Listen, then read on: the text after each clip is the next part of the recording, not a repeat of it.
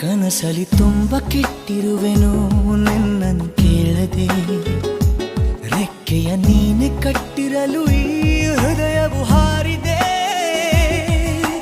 ನನ್ನ ಕೌತುಕ ಒಂದೊಂದೇ ಹೇಳಬೇಕು, ಆಲಿಸುವಾಗ ನೋಡು ನನ್ನನ್ನೇ ಸಾಕು. ಸಹವಾಸ ದೋಷದಿಂದ ಸರಿ ಹೋಗಬಹುದೇ ನಾನು, ನನಗಾಗಿಯೇ ಕಾದಿಟ್ಟುಕೋ ಹಠವೊಂದನು.